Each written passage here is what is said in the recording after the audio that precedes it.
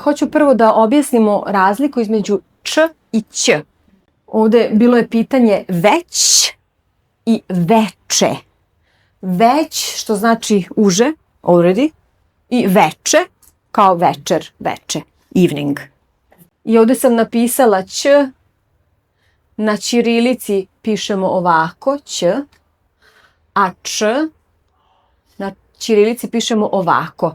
I sad ovo imate u ruskom, ovo slovo, a ovo slovo nemate u ruskom. Ali ovo je slično kao kad bismo dodali meki znak na ovo č. Ovo ć je nešto slično kao ć s mekim znakom, kao č sa mekim znakom. U čemu je razlika? Razlika je u govornom aparatu, u položaju jezika je razlika. Kada kažemo č na srpskom, i ja verujem da je to malo drugačije od ruskog, da nije baš isto, ali u srpskom kada kažemo č, ovako ću prikazati, ovo su gornji zubi, ovo su donji zubi. Okay? Kada kažem č, vrh jezika je ovde, iza gornjih zuba. Č, č. Isto kao kad kažem š. Š, č. Š, č. No? A kada kažem ć, jezik je na drugu stranu, jezik je zapravo ovde. Ć. Isto kao kad kažem j. J, ć. Znači, potpuno drugačiji položaj jezika. J, ć, č, š. Već, već i veče, veče. Mislim da je rusko č nešto između ova dva, jel tako? Nema tako jasne razlike, nego nešto između. Kod nas je ovako jasna razlika. Ima još sada pomoći. Č i dž. Dž, na ćirilici ovako, dž. Položaj jezika je isti kao za č. Č, dž. Č, dž. I razlika između č i dž je samo u glasnim žicama. Položaj jezika je potpuno isti, znači usta, jezik, sve je isto. Kada kažem č i dž, razlika je što kada kažem č, č, koristim samo vazduh i glasne žice ne koristim. A kada kažem dž, dž, koristim i vazduh i zvone glasne žice. Č, dž, č, dž, č, dž. Da li imate u srpskom z? Dž, z? Imamo z, a nemamo z. Z imamo samo u nekom dijalektu, u nekim dijalekatskim rečima. U makedonskom jeziku ima z.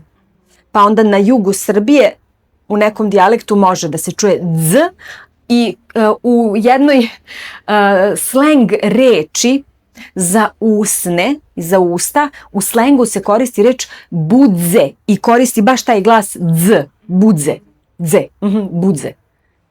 Da, a i to je to. U standardu nemamo taj glas. Kao što sam rekla da je par č i dž, č bezvučno, dž zvučno, isto tako su par ć i đ. A đ pišemo ovako, đ. Isto tako, ć, đ, ć, đ. Za ć. Ovo je položaj jezika i koristim samo vazduh, ć. A za đ, ovo je položaj jezika i koristim i vazduh i glasne žice. Đ, ć, đ, đ, đ. I ovo je glas vašeg profesora, Đorđe, Đorđe. Je George. Nije George, ne, to je ovo dž. Kada je neko Amerikanac ili Englez, onda je George, da, George, a Đorđe je sa đ. Đ. Evo ga. Ovo je položaj Đorđe. Đorđe. Đorđe. Menadžer je sa dž. U ruskom imate ovaj glas dž. Da, menadžer. A đ, da li imate? Đ. Đ. Možda je slično, recimo, slično kao d sa mekim znakom. Đ. Đ. To je nešto drugačije. Drugačije. Da. Đ. Slično, ali drugačije. Ovo je baš đ. Đ. Ok. Ova razlika koristim glasne žice, ne koristim glasne žice, ima puno takvih glasova, oni su parovi. Šta mislite, koji je par od š? Ž. Tako je. Š. Oni su isto par, š i ž. Š. Ž. A koji je par od s? S. Z. Tako je. S. Z. S. Z. A koji je par od t? D. D. Da. Tako je. Tipično, ima ih još, ima puno tih parova, ali ovo sad nam je važno, znači ć i đ, da je položaj jezika kao j, a č i dž kao š. Oni su parovi, parovi. Jedan par, parovi. Ovo su parovi glasova. Mislim da vam je prošla lekcija bila duga množina. Glas, glasovi, par, parovi. Ok, dobro. E sada, što se tiče značenja, retko kad postoji konfuzija i postoji opasnost da napravite problem ako kažete ć i č drugačije i đ i dž ako kažete drugačije, nije nikakav problem. Okay? Ovo je objašnjenje da vi razumete kako to funkcioniše i kako mi to objašnjavamo, ali ako pogrešite, nije nikakav problem. Da.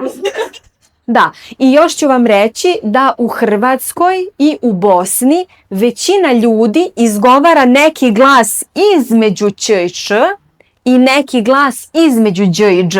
Nemaju tako jasnu distinkciju. Oni uče u školi i onda kažu tvrdo č i meko č. Jer imaju samo č, nemaju ć i č. To je baš tipično srpsko. I u Crnoj Gori se pravi ta razlika.